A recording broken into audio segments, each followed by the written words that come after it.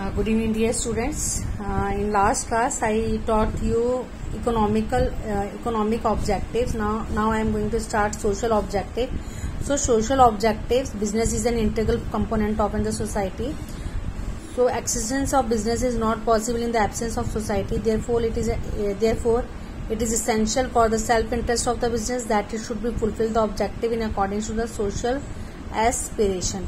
So, the main objective, social objective of the in the organization is to fulfill the requirement of the society, because business is an integral part of the society. That is a part of the business is a part of the society. आखिर society नहीं होगी तो business का रहना it is not possible. तो main objective of any entrepreneur और any business is to fulfill the all requirements or fulfill the all needs of the customer in a good manner. So there is a essential for the self interest of the business, thus it should fulfill the objective in accordance to the social aspiration. So there is the first point of the social objective is production of goods of utility. So business should produce such goods and provides such services that may fulfill the requirement of the consumer in appropriate manner. So business should produce such goods and provide such services that may fulfill the requirement of the consumers in the appropriate manner.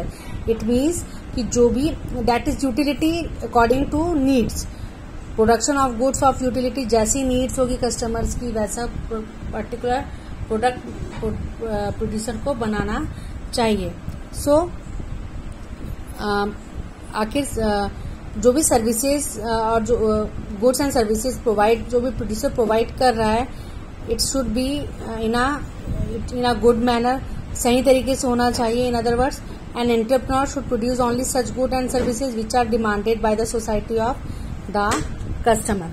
So producers कौन से product को बनाए जो really में society में जिसकी need है, जो customers should be make any production according to the choice of the customers or according to the needs of the customer.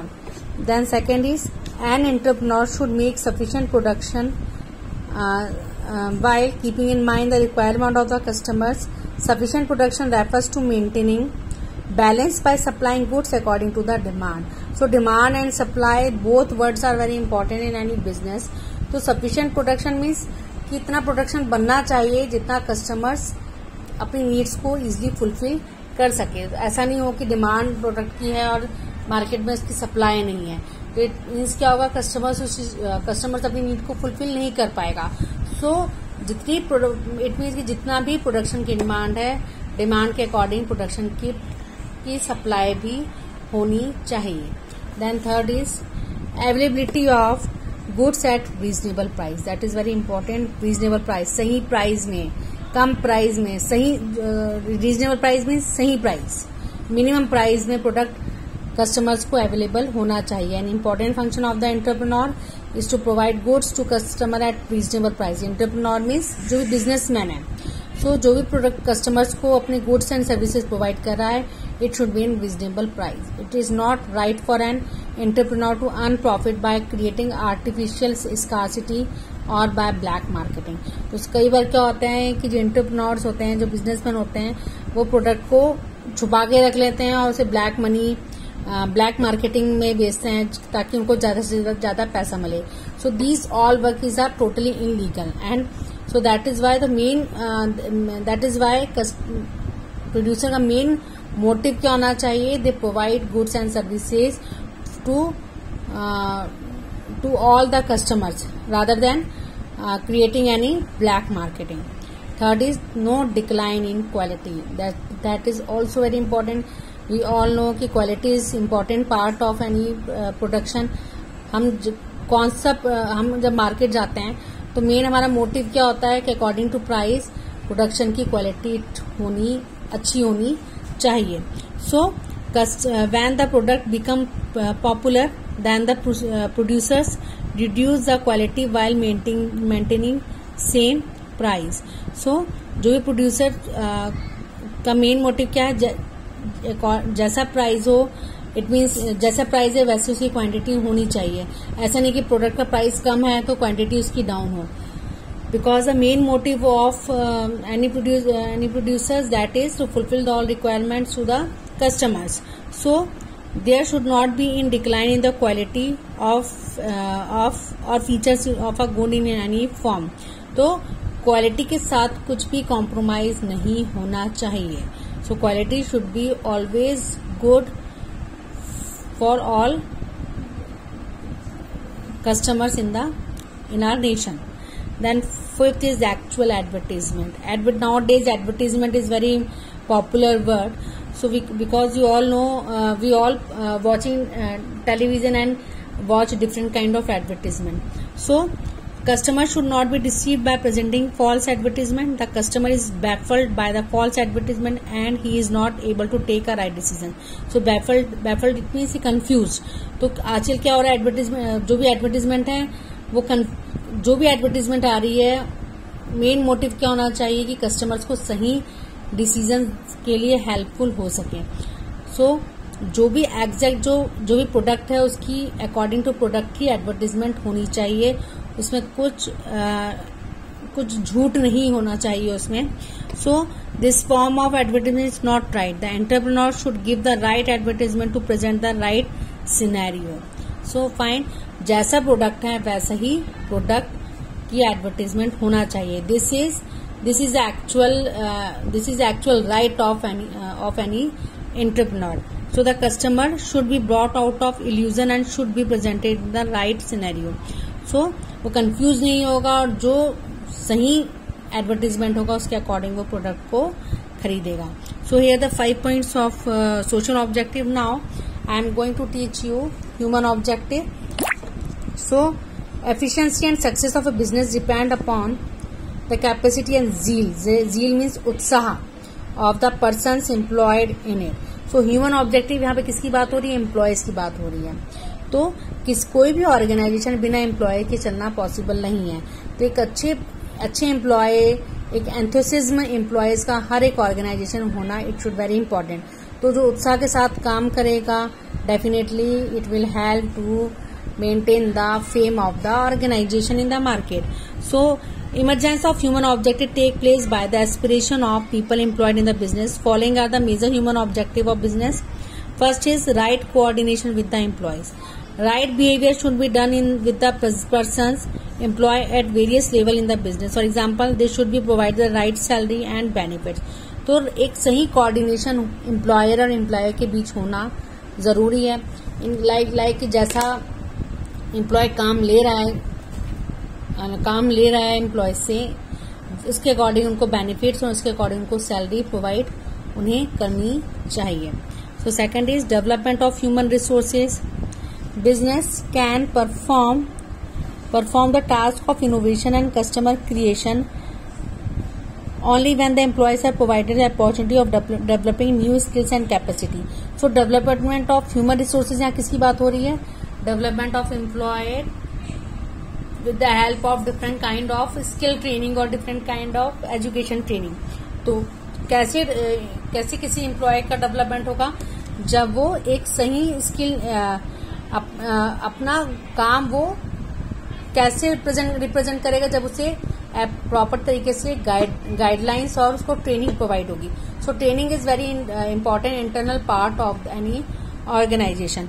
So they will be able to become a mature and a productive resources in a good working environment. तो जब उसे training सही तरीके से मिलेगी तो क्या होगा, एक मैच्योर एम्प्लॉय होगा एज वेल एज एक प्रोडक्टिव रिसोर्स. इट मीन्स कि वो बेनिफिशियल होगा किसी भी ऑर्गेनाइजेशन के लिए, उनको ज्यादा से ज्यादा प्रॉफिट देने के लिए बेनिफिशियल होगा. So third is participation.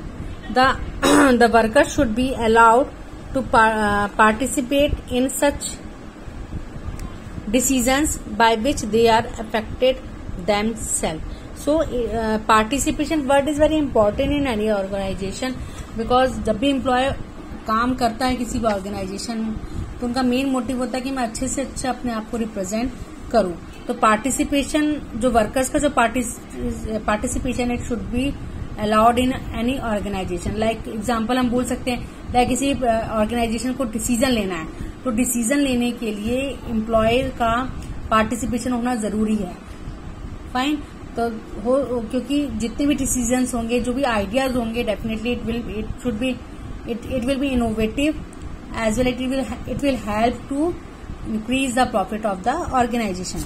Fourth is work satisfaction. Another objective of business is to eradicate lose working and making exciting. When a task is favorite and challenging, it provides satisfaction of employees. तो work satisfaction, जो भी काम कर रहे हैं, employ काम कर रहा है, उसको सेटिस्फैक्शन होना, that should be very important. जब वो सेटिस्फाइड होगा तो डेफिनेटली जितने भी चैलेंजिंग वर्क होंगे, डिफिकल्ट वर्क होंगे, he will be take very easily. Fine. So last point is of the objective is national objective. So national objective, business also has certain moral responsibilities along with the social responsibilities. Also has to fulfill responsibilities in accordance to the national requirement. तो जो business objective है वो society के लिए तो work कर रहे हैं, एज वेल एज वो उनकी नेशनल वेल्थ को लेके भी, नेशनल डेवलपमेंट को लेके भी उनकी रिस्पॉन्सिबिलिटीज होती है.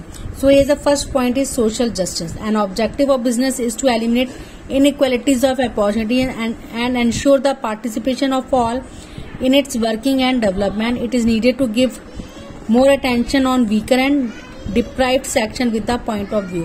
तो social justice, ऐसा नहीं कि जो भी प्रोडक्ट बन रहा है it is very important for only rich persons or middle class people. वो जो भी पुअर सेक्शंस हैं या deprived of poor both are same, तो जो भी नीचे कैटेगरी के जो लोग हैं, लेबर क्लास के जो लोग हैं, उनके लिए भी सही प्राइस में प्रोडक्ट्स को इजीली मार्केट में अवेलेबल होना चाहिए.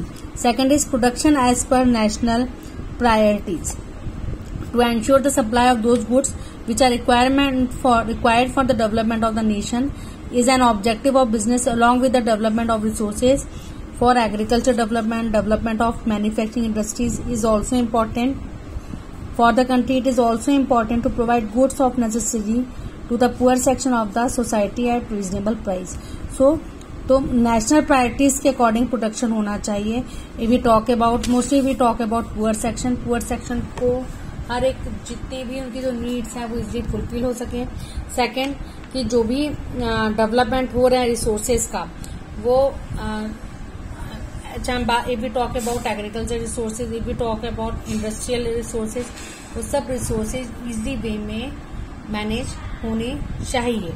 Third is development of small scale enterprises. In our country small scale industries का बढ़ना बहुत जरूरी है, जस्ट फॉर बिकॉज हर एक विलेज डेवलप हो एज वेल एज एम्प्लॉयमेंट जो है वो भी बढ़ना चाहिए.